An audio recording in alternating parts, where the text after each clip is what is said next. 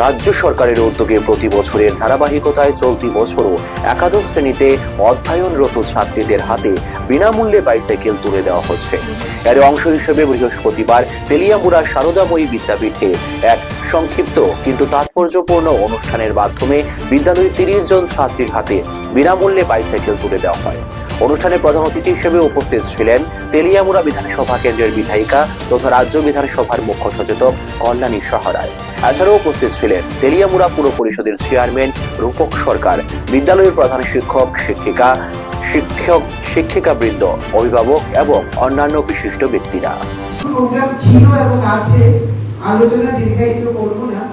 সরকারের একটা গুরুত্বপূর্ণ দিক যে মেয়েদের শিক্ষা সম্পর্কে সরকার কতটা আন্তরিক এবং সচেতন।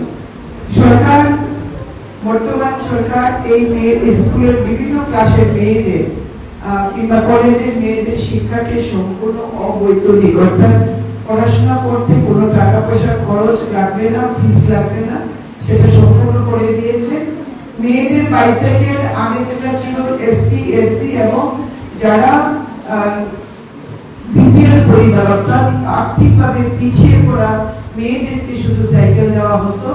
বর্তমান সরকার প্রফেসর ডক্টর মানিক সাহাজি, যিনি মুখ্যমন্ত্রী এবং বিদ্যালয় দপ্তরের এডুকেশন ডিপার্টমেন্টের যিনি মাননীয় মন্ত্রী, তিনি ঘোষণা করেছেন যে সব অংশের মেয়েদের জন্য এখানে এসটি আর্থিকভাবে পিছিয়ে পড়া নেই, ক্লাস 9 থেকে পড়ুয়া মেয়েদেরকে বাইসাইকেল দেওয়া, যাতে মেয়েরা স্কুলে রেগুলার আসতে পারে, ড্রপ আউট না হয়, দূরত্ব যেন কোনো বাধা না হয়, সময় যেন কম লাগে যাতায়াতে।